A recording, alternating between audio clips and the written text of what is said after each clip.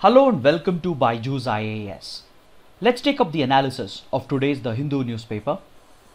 First, we have an editorial on page number 6 that evaluates the ongoing border tensions between India and China. But just a couple of days ago, we have covered this topic and the background to this topic in complete detail. So without going into the specifics, let us look at the editorial analysis that has been provided by The Hindu. According to the editorial, the border tensions that have emerged over the last 2 weeks has to be the biggest escalation between the two countries after the Doklam dispute of 2017. Back then, when the situation appeared to be spinning out of control and when it appeared to be bringing both the countries closer to a conflict, it took the direct intervention of the top political leadership of both the countries to resolve the crisis.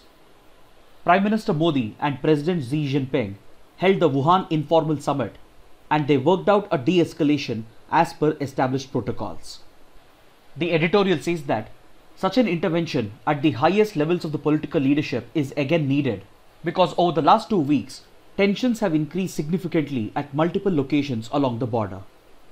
The editorial is asking the political leadership of both the countries to invoke the spirit of the Wuhan summit and the Mamlapuram summit, which was held as a follow-up informal summit to the Wuhan summit, and order their respective militaries to stand down and de-escalate as per established protocols. As we discussed the other day, such de-escalation measures and protocols are readily available under the 2005 Strategic Partnership and Cooperation Agreement and as well as under the 2013 Border Defence Cooperation Agreement.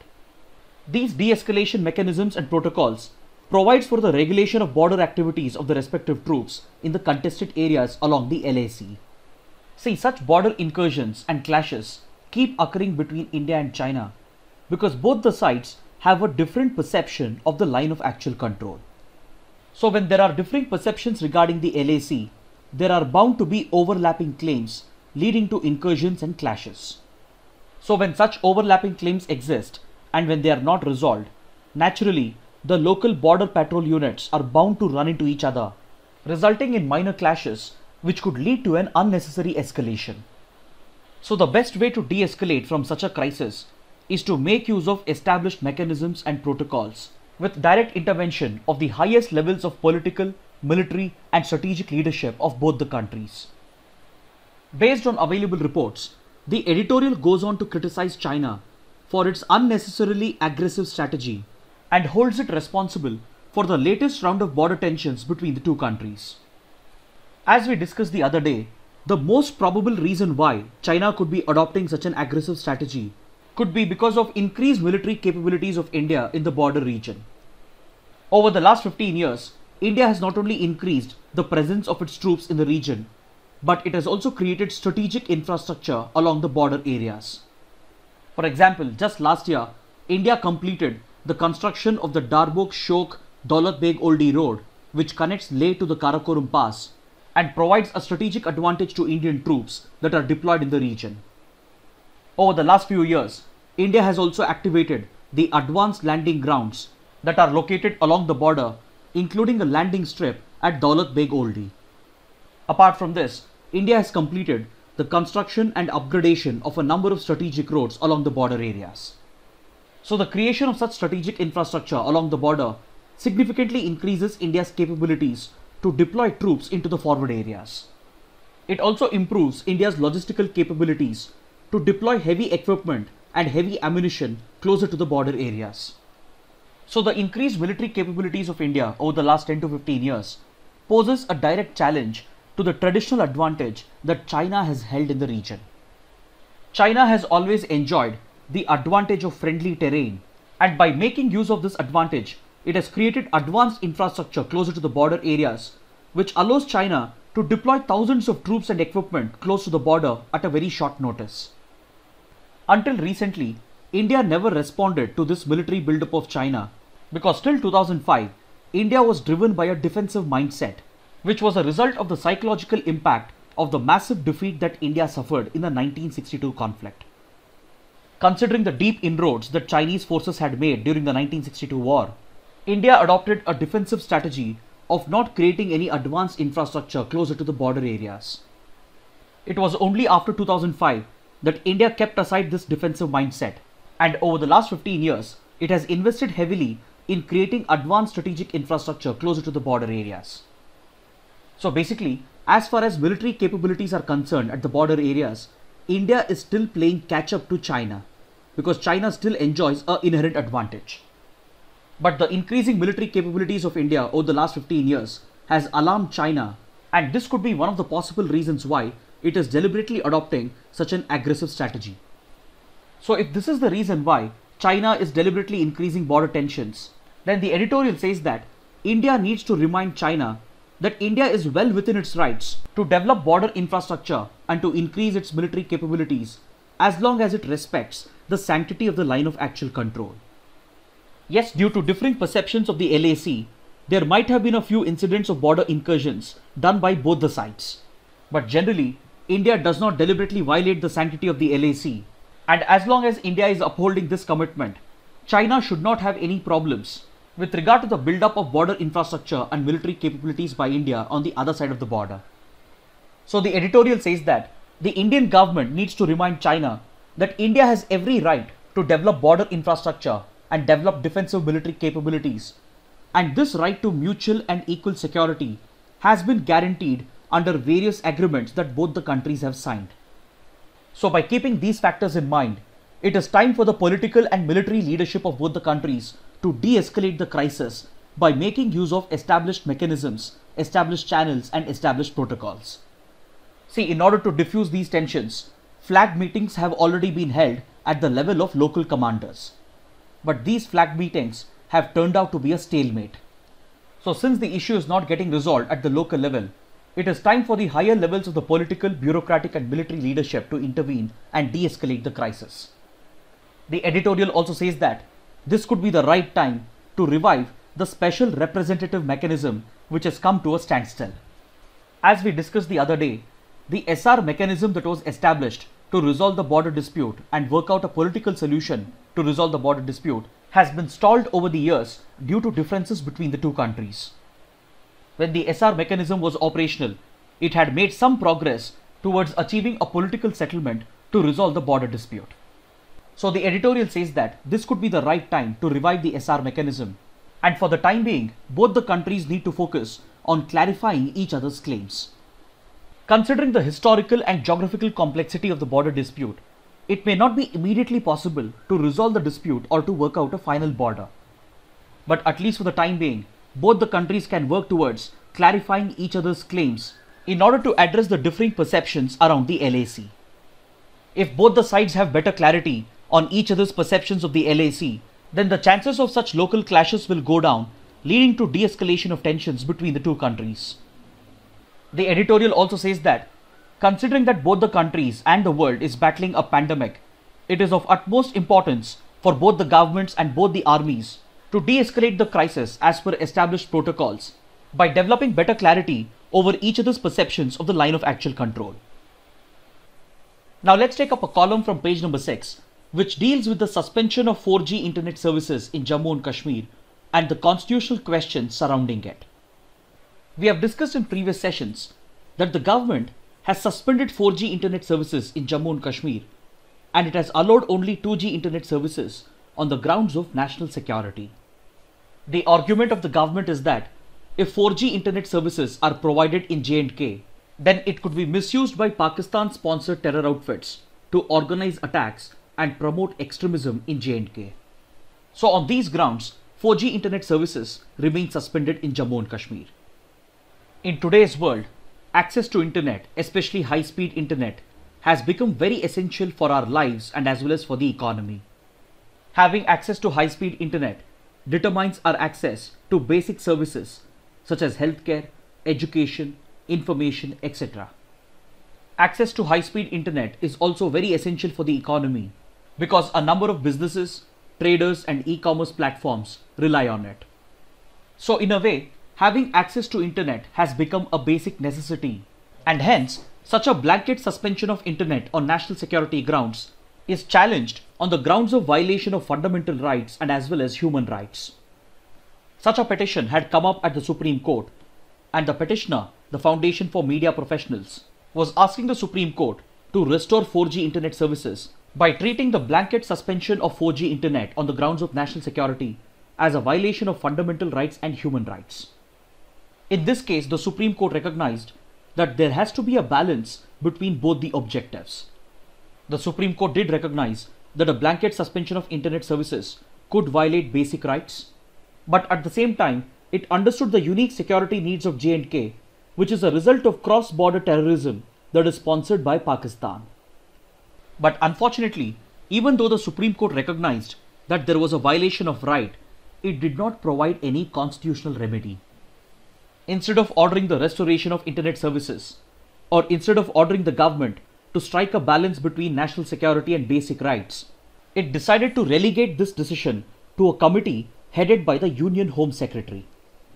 The Supreme Court has set up a committee headed by the Union Home Secretary, and it also consists of the Chief Secretary of Jammu and Kashmir, the Secretary from the Department of Communication of the Union Government, and it has asked this committee to decide whether rights are being violated through the blanket suspension of internet services. Basically, the Supreme Court has outsourced the task of decision making to this committee. It has asked the committee to verify whether basic rights are being violated with the suspension of internet services, and it has also allowed the committee to decide as to when the internet services can be restored. According to the writer, this judgment of the Supreme Court is a major letdown because it goes against established legal principles and constitutional norms. First and foremost, the Supreme Court has violated a key legal doctrine that says no person shall act as a judge in his own cause.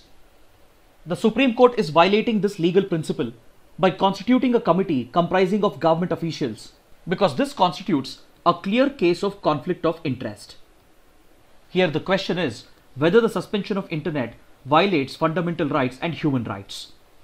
In a constitutional democracy, fundamental rights have to be guaranteed by the government, and hence it is the government which can violate our fundamental rights in the first place. In case of such violations, we have the Supreme Court, which acts as the final guarantor of fundamental rights and enforces these fundamental rights through remedies that have been provided in the Constitution. So under the Indian Constitution, violation of fundamental rights can be addressed through constitutional remedies that have been provided under Article 32 of the Indian Constitution. Article 32 is said to be one of the most important articles in the Constitution, and in fact Dr. B.R. Ambedkar had referred to this article as the heart and soul of the Indian Constitution. Because it is through this article the Supreme Court can enforce fundamental rights and hold the government accountable for any violation of fundamental rights. Under this article, the Supreme Court is empowered with the writ jurisdiction, and it can issue a variety of writs to government authorities in order to enforce fundamental rights and hold them accountable in case of any violations. The writ jurisdiction with regard to enforcement of fundamental rights has been shared with the High Courts as well. But in the 4G case, instead of making use of its writ jurisdiction and providing for a constitutional remedy under Article 32, the Supreme Court has chosen to set up a government committee, and in a clear case of conflict of interest, it has asked the government committee to decide whether rights are being violated, and it has allowed the committee to decide as to when internet services can be restored. So according to the writer, this is a case of allowing a person to act as a judge in his own cause. Because 4G internet services have been suspended in Jammu and Kashmir by the Government of India based on the advice of the Home Ministry, which is responsible for the country's internal security. Now the Supreme Court has made the Secretary of the same ministry as the chairperson of this committee, which has been asked to decide whether suspension of internet services is violating basic rights and to decide as to when these services can be restored. So the writer says that the Supreme Court should have made use of its writ jurisdiction in order to enforce these rights, and the failure to do so reduces the trust of the people in the judiciary. As per the constitutional mandate, citizens expect the judiciary to hold the executive accountable. But if the judiciary is seen to be indecisive, and if it is seen to be diluting the concept of judicial review, then it stands to lose the trust of the people. See, the basic principle and basic logic behind judicial review is that if the judiciary finds that a right has been violated, then a constitutional remedy has to be provided in order to restore and enforce this right. Failure to do so would dilute the concept of judicial review, and hence it would erode the faith and trust that citizens place in the judiciary. Now let's take up an article from page number 9 that helps us understand the growth prospects for the Indian economy that has been brought out by a committee of the 15th Finance Commission. See, yesterday, the Committee on the Fiscal Consolidation Roadmap of the 15th Finance Commission held a video conference to discuss the growth prospects of the Indian economy during the COVID-19 pandemic. Members of this committee have concluded that India's GDP growth during this financial year would decline drastically, and the nominal GDP for 2020-21 could be just around -6% to 1%. But please remember, if the estimated nominal GDP is so low, then the real GDP growth would be even lower. Because nominal GDP does not take inflation into account. So if nominal GDP is adjusted for inflation, we get the real GDP growth, which would be many times lower than nominal GDP growth.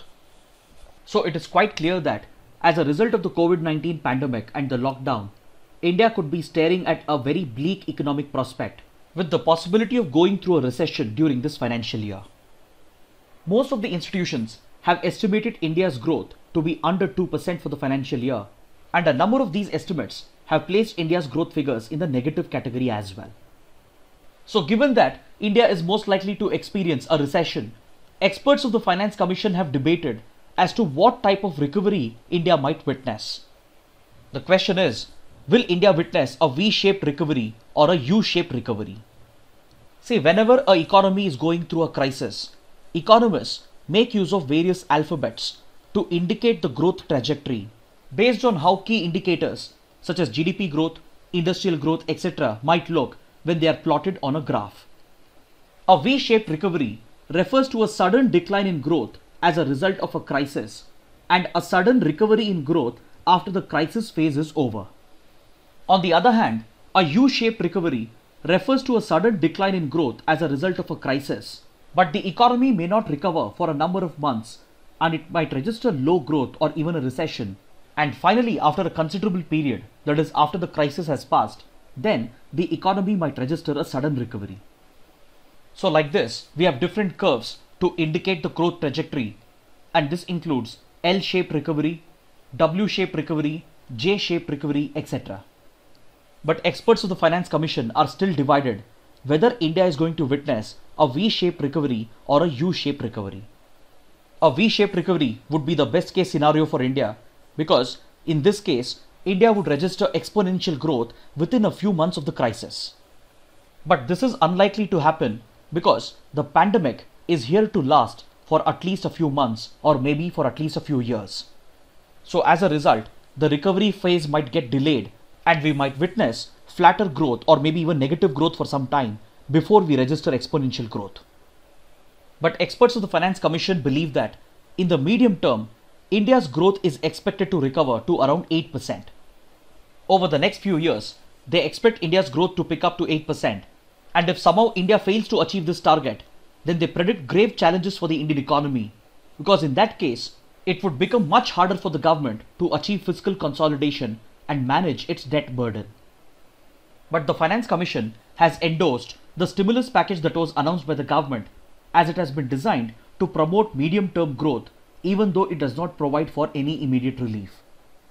Experts of the Finance Commission have also pointed out the wide disparities that exist in India's healthcare system. The Finance Commission's high-level group on health has recommended that if India has to overcome the impact of the pandemic and register quick growth, it needs to strengthen its healthcare infrastructure, especially in the rural areas and backward areas. Because the wide disparity in India's healthcare infrastructure in these areas is going to increase the impact of the pandemic and it is going to slow down India's recovery. The Finance Commission's high-level group on health has pointed out that India's current healthcare expenditure is extremely low as it stands at around just 0.9% of India's GDP. So they have called upon the government to significantly increase healthcare expenditure as a percentage of GDP in order to bridge the healthcare disparities that exist in rural and backward areas. Now let's take up an article from page number 10. The state government of Odisha has promulgated an ordinance to adopt the contract farming system in order to help out farmers during this time of pandemic. This article provides us an opportunity to understand what is contract farming.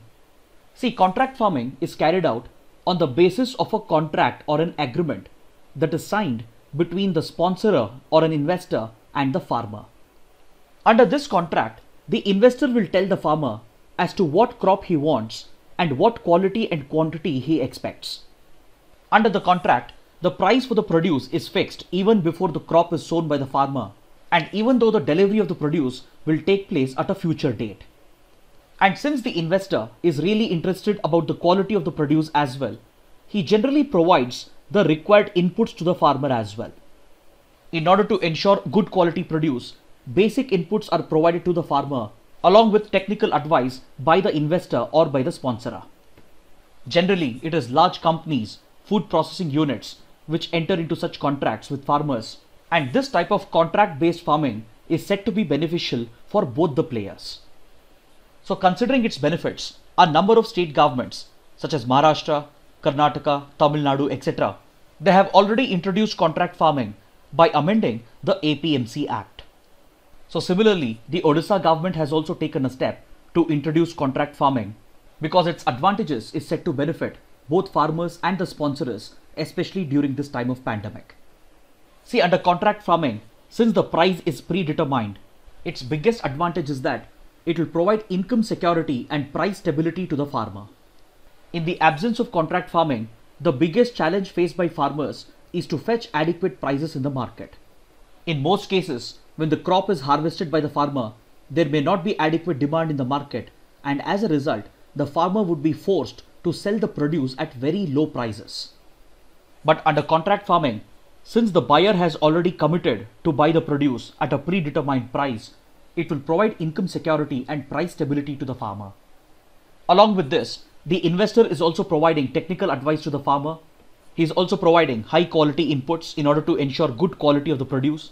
So this helps in reducing the input cost for the farmer, and it will also help in improving productivity. On the other hand, the sponsorer also stands to gain because it guarantees an assured supply of raw material, and that too at a predetermined price and quality. So for food processing units and large distribution companies, contract farming presents a number of advantages as well. But critics of contract farming have always expressed concern about the drawbacks of this system. These drawbacks come into play only if adequate legal safeguards have not been provided by the government. See, under contract farming, the contract is only for purchasing the produce. So the signing of a contract by the farmer does not affect his land ownership, his title rights. But if adequate legal safeguards are not put in place by the government, then it might lead to exploitation of the farmers by the industry. Legal safeguards have to be put in place to ensure that the investor procures the produce at a predetermined price.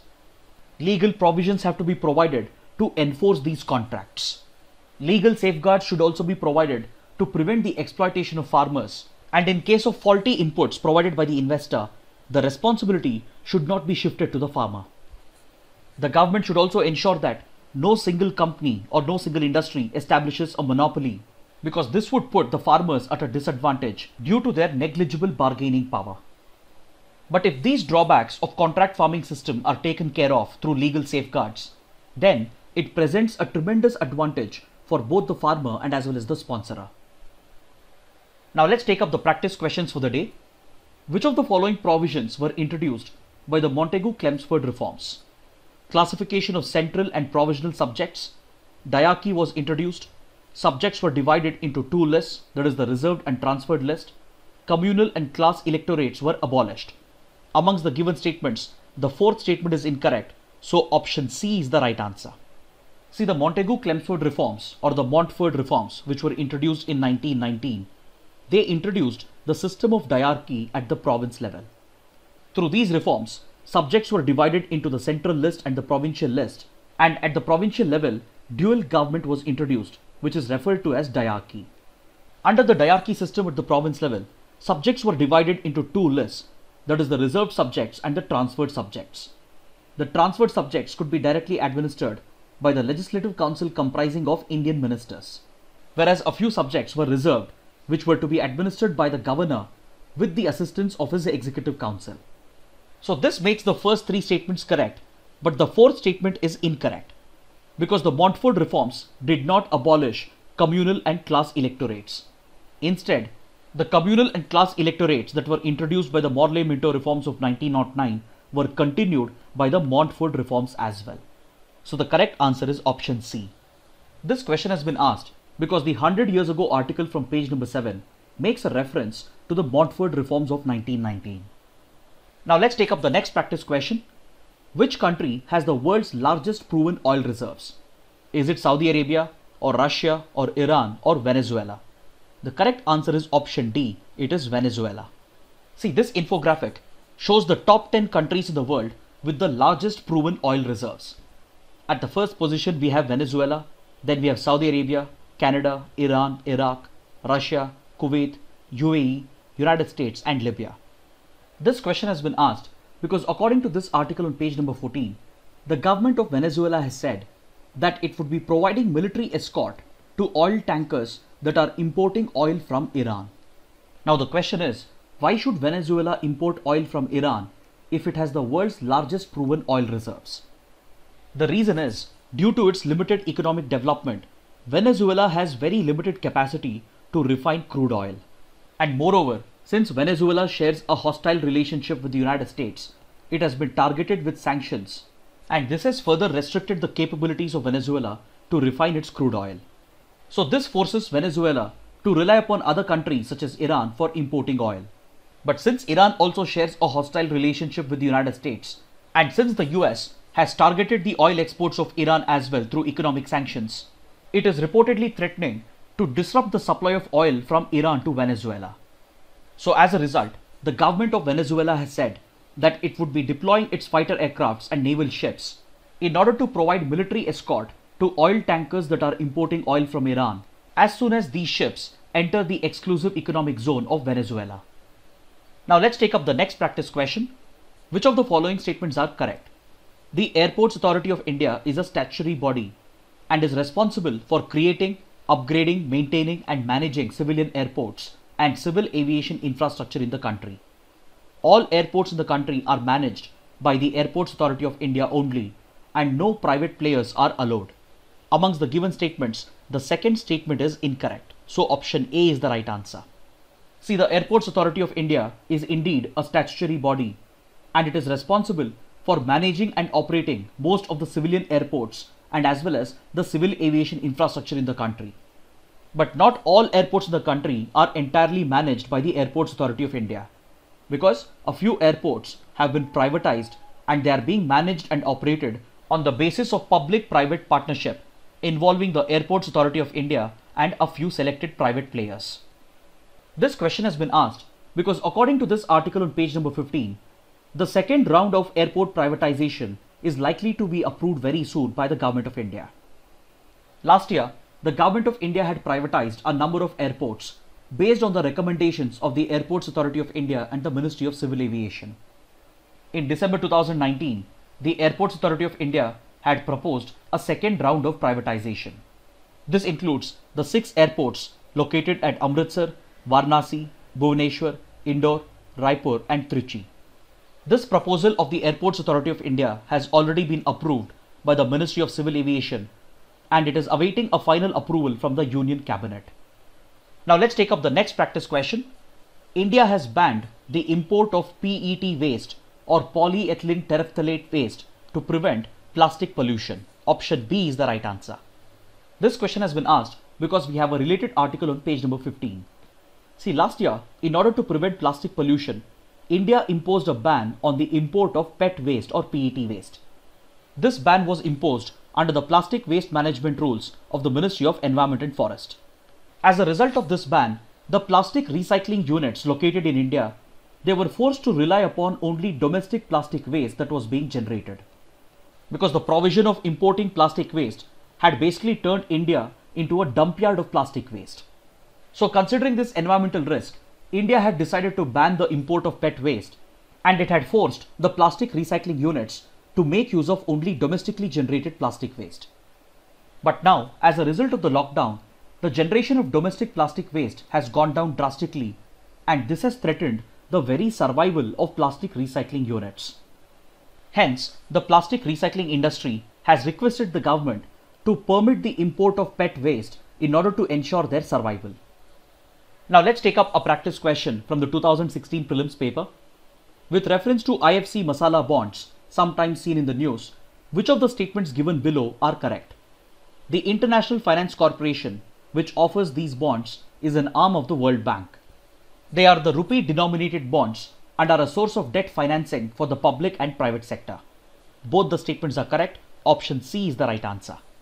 Finally, let's take up a couple of mains practice questions.